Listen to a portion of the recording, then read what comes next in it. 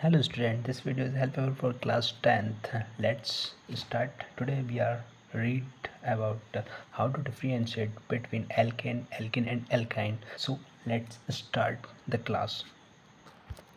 जैसे कि आप नोटिस करोगे एल्केन, एल्कीन और एल्काइन। एल्केन के अंत में आता है एन, एल्कीन के अंत में आता है इन और एल्काइन के अंत में आता है आइन। एल्केन जो होते हैं इनके मध्य में जो होता है डबल कार्बन के मध्य में यहाँ पर सिंगल बॉन्ड पाया जाएगा ओनली। यहाँ पर डबल दो कार्बन होंगे उनके मध्य में डबल बॉन्ड पाया जाता है और एल्काइन में दो कार्बन के मध्य ट्रिपल बॉन्ड पाया जाता है।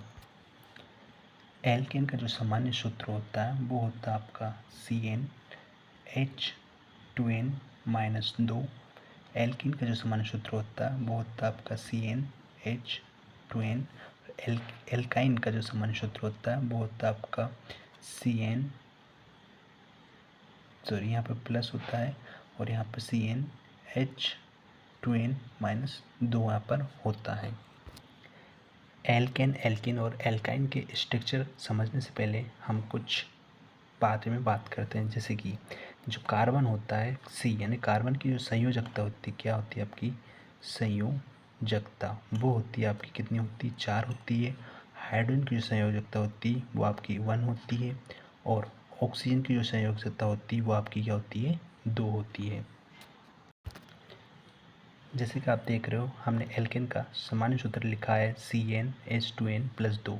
अपन ने n का वैल्यू मान लिया 1 होता है, n का वैल्यू 1 माना अपन ने, तो C1H2 n का वैल्यू कितना है 1+2। तो यहाँ पर क्या हो जाएगा C1H2 1 2 + 2 क्या हो जाएगा C1H4। ठीक है, इसी प्रकार से यदि हम यहाँ पर C का वैल्यू 2 रखते हैं, n का वैल्यू क्या रख लेते हैं 2, तो क्या हो जाएगा आपका C2H2 और n का वैल्यू कितना आपका 2 यानी कि C2H4।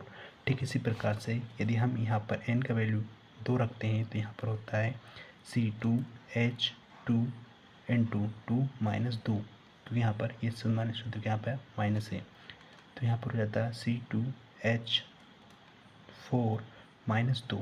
ठीक है, तो यहाँ पर आ जाएगा आपका C2H4H2 क्योंकि 4 में से -2 घट क्या बचता है आपका 2 बचता है। इसको क्या बोलते हैं, इसको बोलते हैं मैथेन, इसको बोलते हैं एथीन,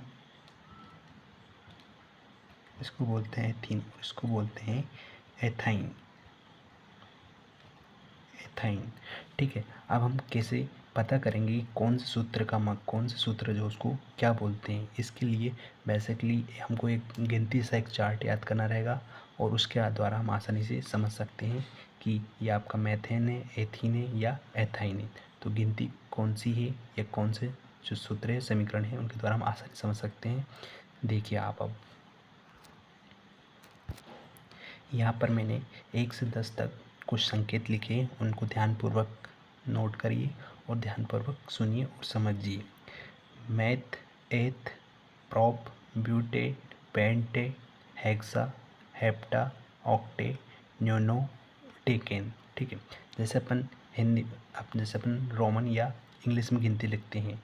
मैथ का अर्थ होता है एक, एथ का अर्थ होता है 2, प्रॉप का अर्थ है 3, ब्यूट का अर्थ होता है 4, पेंटे का अर्थ होता है 5, हेक्से का अर्थ होता है 6, हेप्टे का अर्थ होता है 7, ऑक्टे का अर्थ होता है 8, न्यूनो का अर्थ होता है 9 और डेकेन का अर्थ होता है 10। ठीक है, ओके।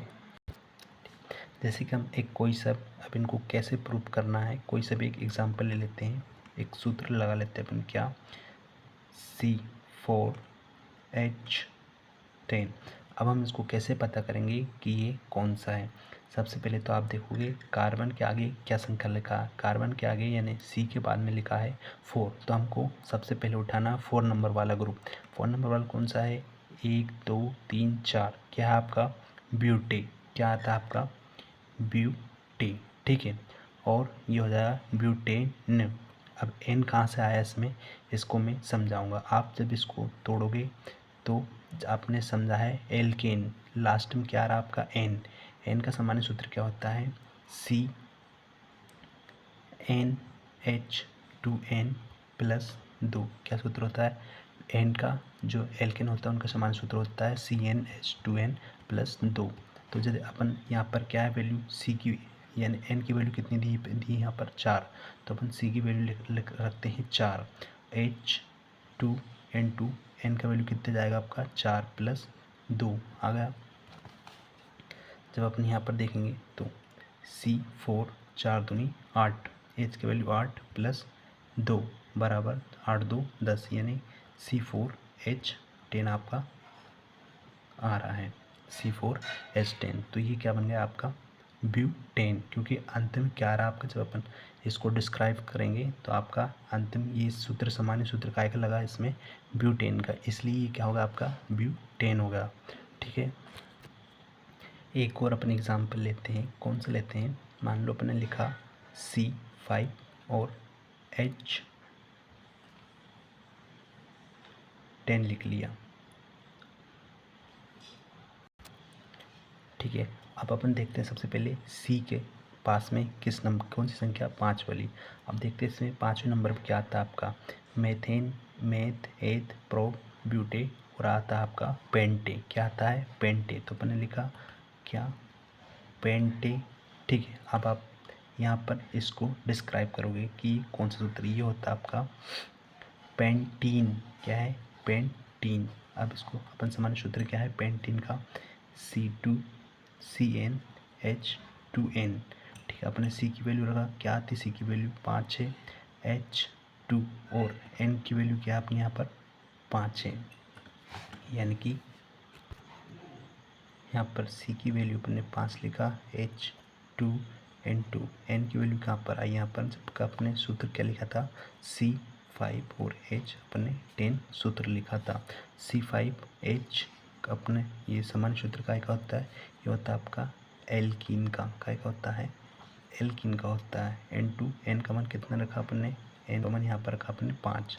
ठीक है, तो N का मान यहाँ पर क्या आ जाएगा 5, तो C5NH 10, यानी कि ये काय का सूत्र हुआ। पहले अपने देखा 5 नंबर, 5 नंबर क्या आता है मेथेन, मेथ, एथ, प्रोप, ब्यूट, पेंटे, यानी इसका और लास्ट में क्या जोड़ना आपको इन जोड़ना है, क्या जोड़ना है इन, पेंटीन। तो क्या इसका सूत्र बनेगा आपका पेंटीन।